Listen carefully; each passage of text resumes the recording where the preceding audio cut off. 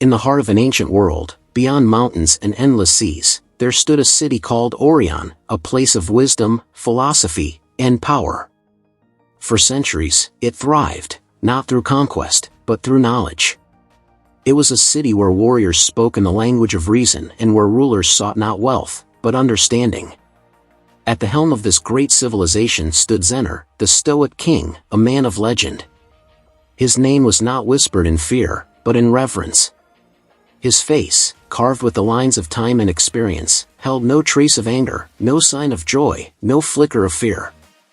He was a man whose silence commanded more respect than the loudest war cries. People believed he was unbreakable. They said his will alone held the city together.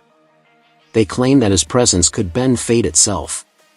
And yet, Zener did not see himself as extraordinary. When asked about his strength, he simply replied, "A man does not control the world, only his response to it. But fate does not honor even the strongest of men."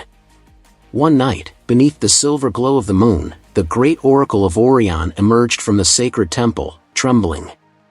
The priests gathered, their breaths held in anticipation. And then, the prophecy was spoken. Orion shall fall, not by sword or fire, but by the fear that lurks in its people's hearts.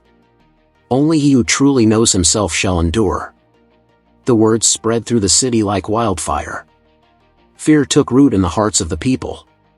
Merchants abandoned their stalls, warriors whispered of impending doom, and nobles plotted their escape. Fear, the unseen enemy, was stronger than any blade. The citizens turned to their king, pleading for his guidance. "Zener," they cried. "You must act. You must save us." Zener, standing tall, gazed upon his people and spoke, his voice deep and steady. "Fear is a fire. It can destroy, or it can forge. What we become is our choice." But the people did not understand. They wanted commands. They wanted armies. They wanted war. And Zener gave them only wisdom. Then, the storm arrived. From the mountains, an army descended, a tide of warriors, torches in hand, eyes filled with hunger for conquest. The gates of Orion trembled as the enemy swept forward.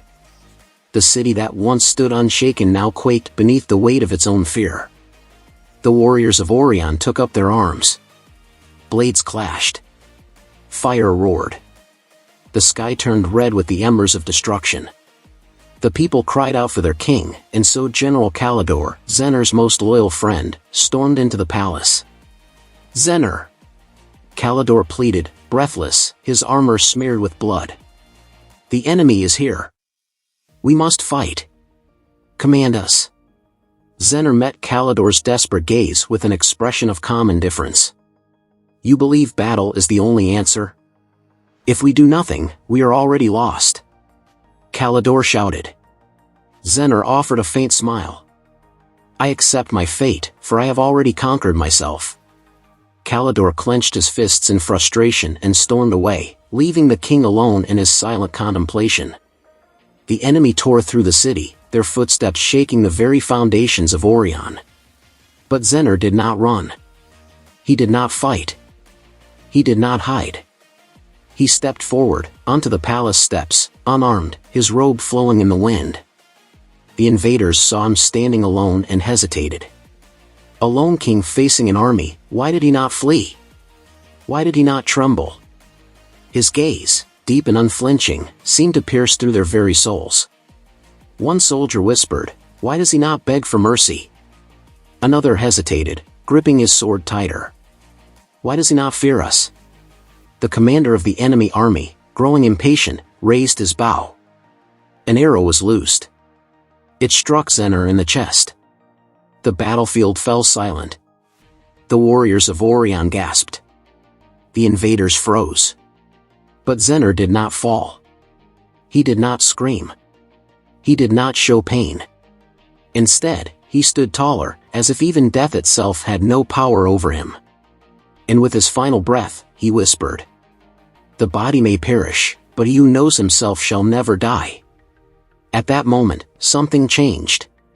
The wind ceased. The fires dimmed. And the enemy, so certain of their victory, felt something they had never felt before: doubt. One by one, the invaders dropped their weapons.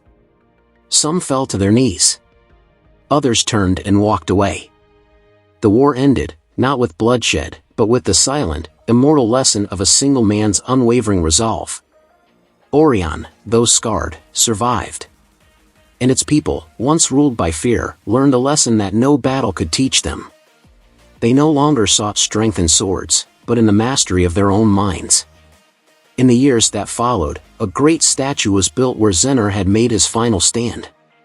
Carved from the strongest stone, it depicted the king in his last moments, standing tall, his eyes unyielding, his face serene. A monument to the power of self-control. Even now, those who stand before it say they can feel something stir deep within them. Some claim to hear whispers carried on the wind, echoes of an ancient truth that still lingers in the air. Master yourself, and you master the world. A deep silence follows, with the distant sound of wind fading into nothingness.